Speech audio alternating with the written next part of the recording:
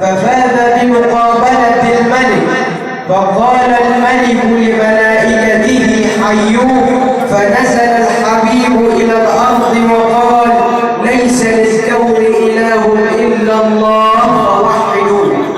وأشهد أن لا إله إلا الله وحده لا شريك له، ينادي بعد فناء الدنيا على خلقه ويقول: أين ملوك الأرض؟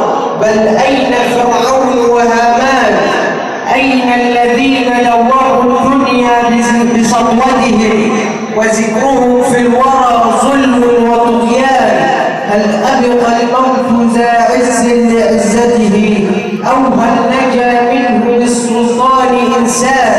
لا، والذي خلق الأكوان من عدم، الكل يفنى فلا إنس ولا جان، فلا يبقى إلا الله الواحد الديان. وأشهد أن سيد العالمين محمد، وصلوا عليه صلى الله عليه وآله وسلم، يبكي المصطفى صلى الله عليه وسلم ذات ليلة حتى ابتل الأرض من تحته. ماذا يبكي المصطفى؟ والله لو علمت ما توقف لسانك لحظة عن الصلاة والسلام عليه. يبكي المصطفى فيقول الله وهو أعلم: يا جبريل أنزل إلى حبيبي محمد وقل له إن السلام يقرئك السلام، ويخصك بالتحية والإكرام، ويقول لك: ماذا يبكيك يا خير خلق الله؟ فينزل جبريل من السماء إلى الأرض ويقول: يا محمد إن ربك يقرئك السلام ويخصك بالتحية والإكرام، ويقول لك: ماذا يبكيك يا خير خلق الله؟ فيقول النبي صلى الله عليه وسلم: أبكي على الأمة يا جبريل، أخاف على الأمة يا جبريل. فيصعد جبريل إلى ملك الملوك الرب الجليل ويقول: يا رب أمته. فيقول الله وهو أعلم: يا جبريل أنزل إلى حبيبي محمد وقل له إن ربك سيرضيك في أمتك ولا يسوءك أبدا.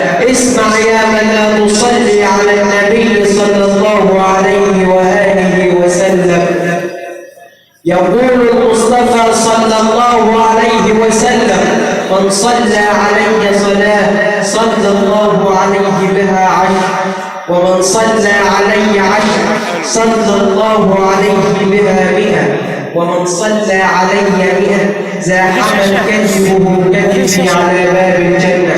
اسمع يا من لا تصلي على النبي. شاب ذهب ليحج بيت الله الحرام، فسأل شيخ في المملكة العربية السعودية وقال له: يا شيخ، الكعبة أفضل أم قبر النبي أفضل؟ فقال الشيخ: إذا كنت تقصد الكعبة كبناء فالكعبة أفضل من قبر النبي، وإذا كنت تقصد القبر بمن فيه فلا الأرض ولا السماوات ولا الأرض ولا الأفلاك ولا الأملاك يساوون موضع من مواضع قدم النبي صلى الله عليه وسلم. اسمع يا من لا تصلي على النبي. قصة حد بها، ركز معي.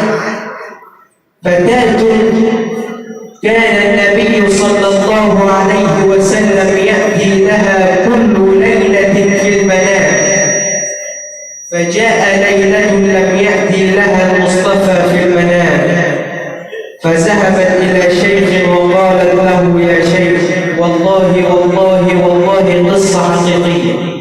فقالت له: يا شيخ، لم يأتي لي النبي في المنام ليلة البارحة. فقال الشيخ: أنت ترين النبي صلى الله عليه وسلم كل ليلة في المنام؟ فقالت: نعم. فاستحقر الشيخ نفسه أمام البنت عمرها 10 سنوات، فقال: لا شيخ، ماذا تفعلي ليأتي لك النبي صلى الله عليه وسلم في المنام؟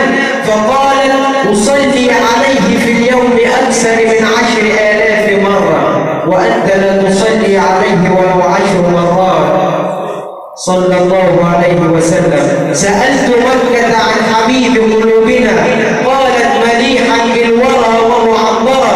قلت يا مكة هل تعرفين صفاته؟ قالت يفوق البدر في كبد السماء. قلت يا مكة هل ظللته غمامة؟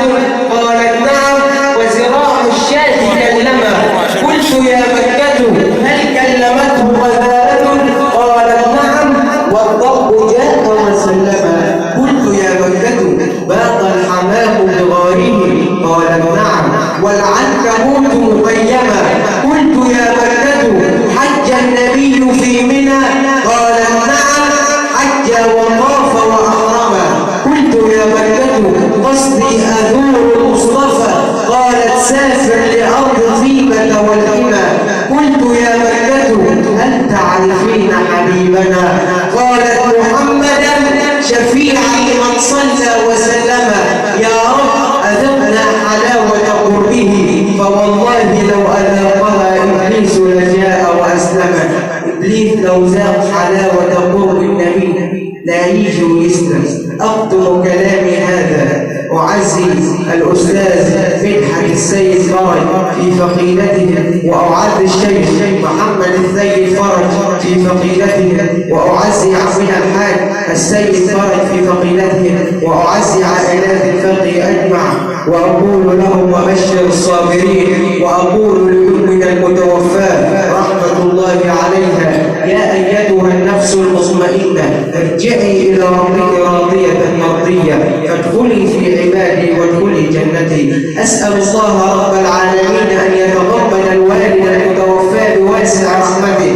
إن كانت مسيئة فتجاوز عن سيئاتها، وإن كانت محسنة فزد في حسناتها. جاء في القبر عن جنبيها، جاء في القبر عن جنبيها. كن معها ولا تكن عليها، كن معها ولا تكن عليها. شفع فيها القرآن، شفع فيها القرآن، شفع فيها رمضان، شفع فيها المصطفى عليه الصلاة والسلام. اللهم لا تفتنا بعدها ولا تحرمنا أجرها. اغفر لها، اغفر لها ولنا ولسائر المسلمين. عباد الله شاكرا لكم حسن استماعكم. سلام من الله عليكم ورحمته وبركاته.